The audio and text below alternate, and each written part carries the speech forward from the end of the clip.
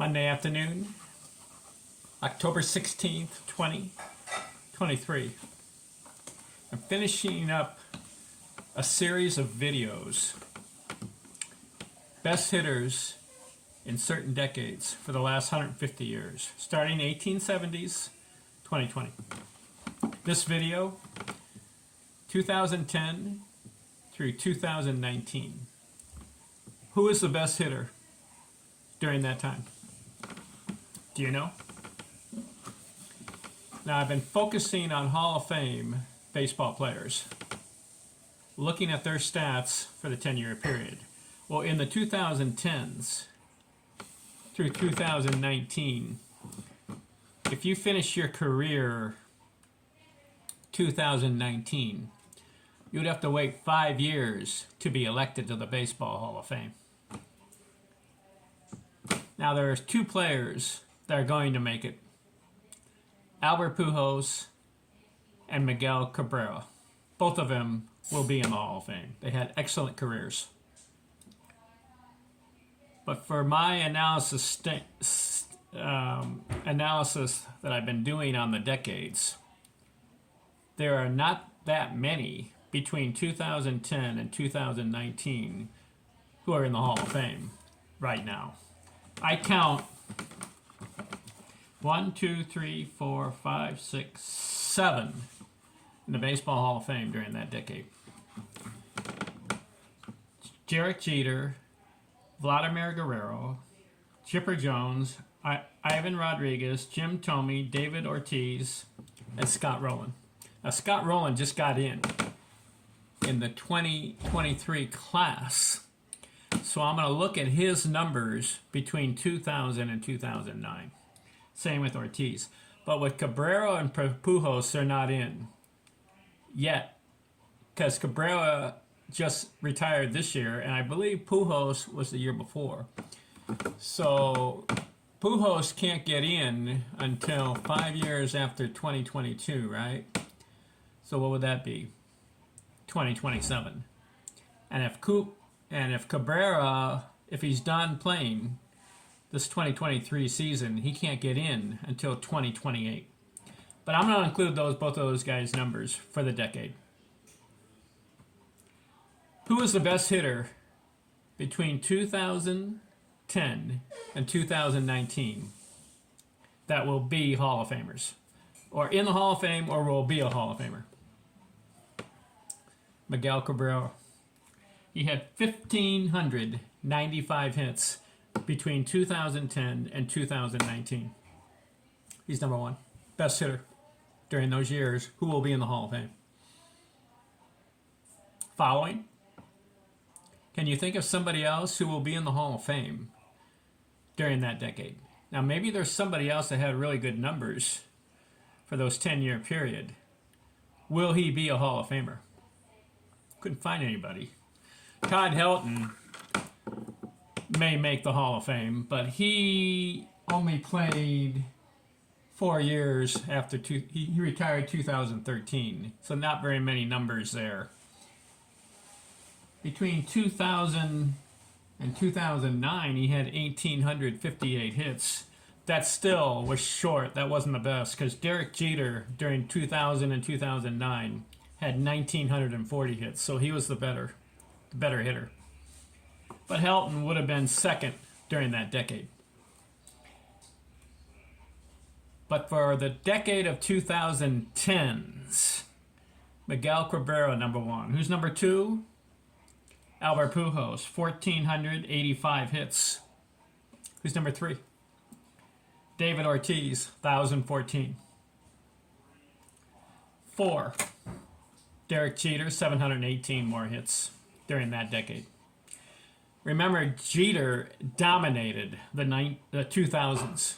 He had 1,940 hits during that time. Okay, so Cabrera 1, Pujols 2, Ortiz 3, Jeter 4. Who's next? Vladimir Guerrero, 341 hits. Not that many, but he's finishing his career. Then you have Chipper Jones, 320. Then you have Scott Rowland, 267 hits. Now, he played in the 2000s. Scott Rowland. Then you have Ivan Rodriguez finishing his career, and Jim Thome. Rodriguez 133 hits, and then Thome 190. So according to my observation, looking from the 10-year period from 2010 to 2019, Miguel Cabrera wins it. 1,595 hits. He's not in the Hall yet, but he will be. And then Pujols was second. So I just covered 115 years, 15 decades, 150 years, 15 decades of 10 years. Recap. 1870s, Jim O'Rourke. 1880s, Camp Hansen. These are the number one guys. The guys who led the decade. Okay? 1890s, Ed Delante. 1900s, Honus Wagner. 1910s, Ty Cobb. 1920s, Rogers Hornsby. Now Hornsby, out of all the decades, the 15 decades, 1870, 2020, is 15 decades, 150 years, 10 years apiece. Hornsby had the most hits in any decade, comparing him with all the other decades following. All the other decades, the guys who led had a certain amount of hits, but Hornsby had the most hits in a decade out of all of them. 2,085. How about that? See the best hitter of all time? Debatable. 1930s, Paul Waner. 1940s, Lou Bargero, the Warriors. 1950s, Stan Musial. 1960s, Roberto Clemente wins it. 1970s, Pete Rose. He came close to Hornsby. He had 2,045 hits. Hornsby had 2,085 for a decade. 1980s, Robin Yount. 1990s, Craig Biggio beat Tony Gwynn by 15 hits for that decade. 2000s was Derek Jeter. And then the 2010s through 2019. Best hitter, Miguel Cabrera. So, what do you think of all these guys leading their decades? Now, they didn't lead in RBIs, all of them. And obviously, they didn't have the highest batting average, some of them, in all of them. But they can all lay claim, all these 15 guys in these 15 decades, individually, they could lay the claim, hey, me, during that decade, for 10 years, I had the most hits. That's a pretty good claim to lay, right? I was impressed with Roger Hornsby getting 2,085 hits in 10 years. That's an average of 208 hits a year. He had 3 seasons batting over 400. He had a 424 one year. And his lifetime batting average, 358. Ty Cobb in the 1910s had also 3 400 batting seasons. His high was 420. He had 1,948 hits, but the thing with Cobb, he started 1905 and then went to 1928, so he's overlapping decades. Obviously, the 1910s was his prime years. But listen to this. In the 1920s, Cobb had 1,400 hits. If he starts his prime, 1920, and goes through 1930, prime years, I mean like 22 through 32, or maybe 25, age 25 to 35, he may have passed Hornsby in total number of hits for a decade. But since he's overlapping the 1900s, 1910s, and the 1920s, he ends up most hits of all of them, 4,189. Pete Rose, same thing we can say with him. He's overlapping the decades of the 60s, 70s, and 80s. So when Hornsby, he takes advantage of the 1920s because those are his prime years. See, what did he do in the 1910s? He only had 620 hits. Gets 2,085 in 1920s.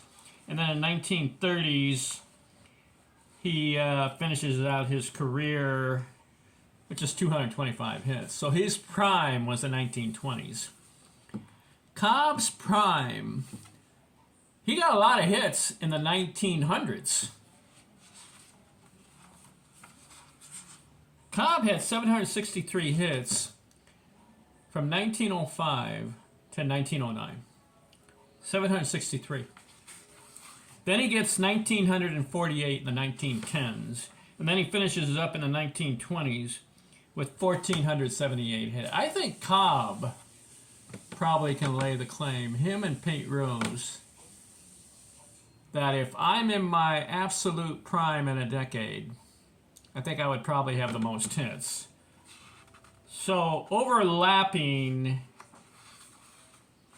decades makes the factor as far as how many hits you can get for the decades. Following me? I mean, Cobb has the 3 decades he's playing in, 1900s, 1910s, and 1920s.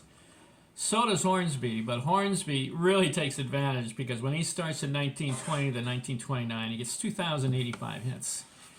Whereas when Cobb starts in the 1910s, he gets 1,948.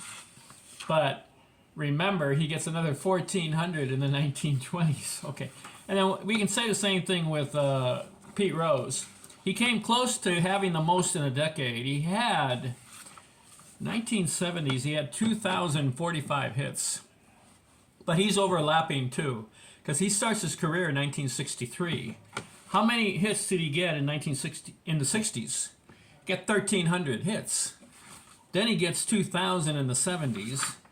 And then in the 80s, he gets 884. So you see, if you're following me, if you take his best years for Pete Rose, he could have overlapped and overtaken Robert Hornsby for having the most in a decade. But since he starts 1963, a lot of those years in the 60s are his prime. And then the 70s, obviously, he gets 2,045 hits.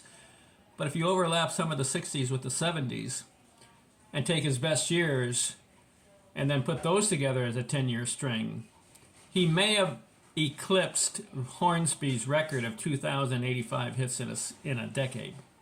Maybe. We know he has the most hits, 4,256. We know Cobb is second. Hornsby ends up with 2,900 hits. So even though Hornsby can lay claim in the 1920s, I had the most hits of anybody else in all the other decades, 2,085. He can't lay the claim of having the most hits all time. That claim belongs to Pete Rose and Ty Cobb. Cobb with 4,256. No, Rose with 4,256. Cobb 4,189. You should know those numbers if you're a baseball purist. What am I trying to prove here? What I did was, by looking at these 15 decades, I was curious who led the decade in hits. Now, as far as batting average, well, who can lay the claim in having the best batting average in all the decades? I looked it up. Camp Hansen in the 1870s had a 415, but he didn't play as many games. He had 80 games or so. I don't know if you can measure that as a true 400 hit season if you're not playing over at least 100 games. But he can lay claim in that decade of having the most or the highest batting average, 415 for Cap Hansen. Who had the most RBIs in that decade in the 1870s? Jim O'Rourke, 362. How about the 1880s? Who can lay claim as the highest batting average? for the 10-year period. Camp Hansen again, 399. He has a 399 batting average. How about that? And who can lay claim as the RBIs in that decade? Camp Hansen again, 967. That was his decade, the 1880s. About the 1890s, who can lay claim with the highest batting average? You should know that one. 1894 was a stellar year for Hugh Duffy. Had a 440 batting average, and it's no fluke because he had over 500 at-bats and he had over 230 hits. If he has a 440 batting average with, let's say, 100 games played and maybe 300 at-bats, well, you could say, well, 440 with 300 at-bats. But he had over 500 at-bats and still maintained the 440 batting average. That's legitimate. Who had the most RBIs in that decade? Again, it was Hugh Duffy. Didn't have the most hits. Ed Delonte had the most hits. But Duffy can lay claim in the 1890s. Most RBIs, 1,088. Highest batting average, 440. How about the 1900s? Who can lay claim with the highest batting average? 1900s. Nap Lajoie, 426. Woo! Who can lay claim with the most RBIs in that decade? Honus Wagner, 966. 1910s. Who can lay claim with the highest batting average for the decade? Ty Cobb, 420. Who can lay claim also with the most runs batted in during those 10 years? Ty Cobb, 828. These are Hall of Fame players I'm focusing on. 1920s, who had the highest batting average? Roger Hornsby, 424. And who had the most runs batted in? Roger Hornsby, 1153, and he has the most hits, so he's got a triple crown. You know, Cobb has a triple crown too. He has hits, runs batted in, and average for the decade. Duffy does not, and neither does Wagner. No triple crown, and neither for Delonte. Hansen, though, does. He can say triple crown. 1880s, he has the triple crown of the hits, runs batted in, and highest batted average, okay? So far, we have 3 triple crown winners. Camp Hansen, Ty Cobb, and Roger Hornsby, winning in all 3 categories. How about the 1930s? Who had the highest batting average in the 1930s? I'm looking it up. Bill Terry, 401. Didn't have the most hits, so no triple crown. Who had the most RBIs? Jimmy Fox, 1403. 1930s. You're probably asking, what about Babe Ruth? What happened to him in the 1920s?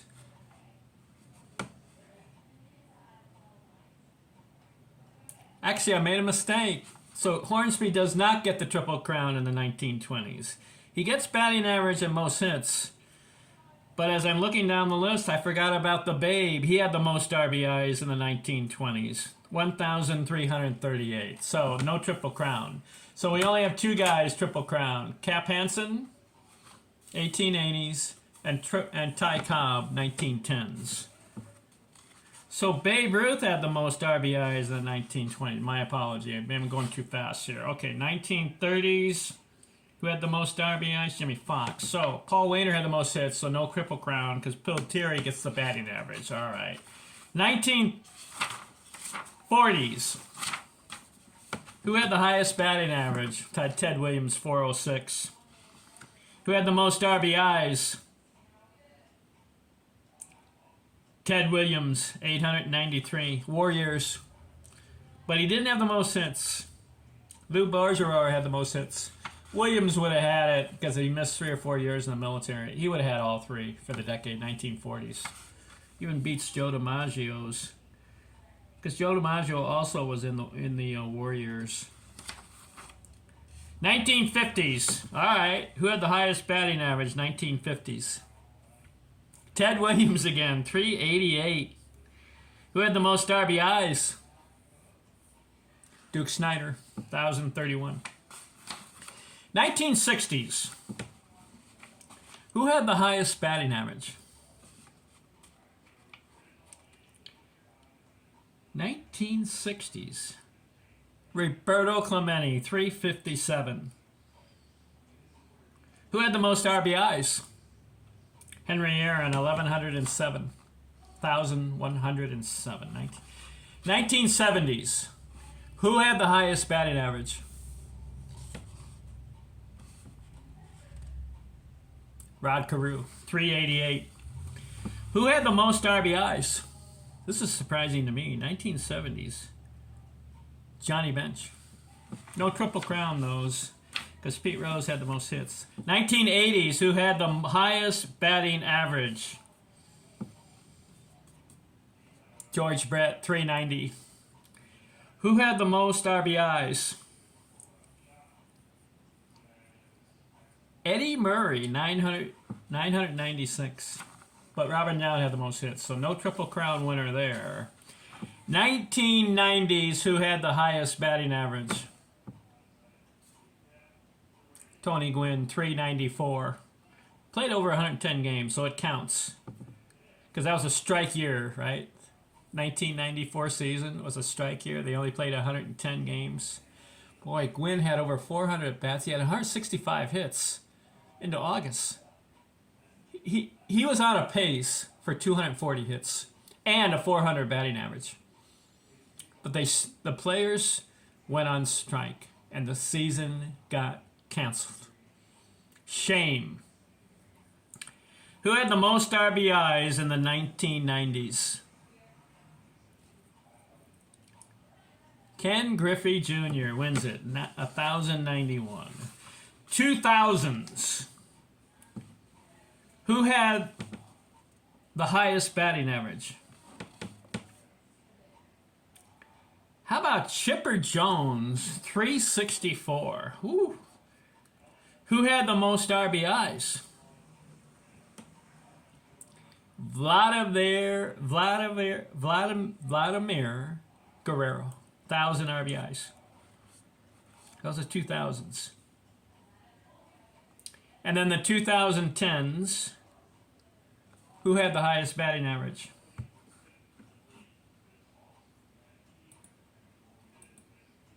This is a tough one because there's not that many guys. I'm going to look here. Who had the highest batting average? Was it Albert Pujols, Derek Jeter, 2010s through 2019, or was it Miguel Cabrera? Who do you think it was? The high for Pujols through 2010 through 2019. No, his high was 312. How about Miguel Cabrera? 2010, 2019. He wins it, 348, because Jeter didn't do it. Didn't have a higher. So Miguel Cabrera wins the 2010 in hits, batting average.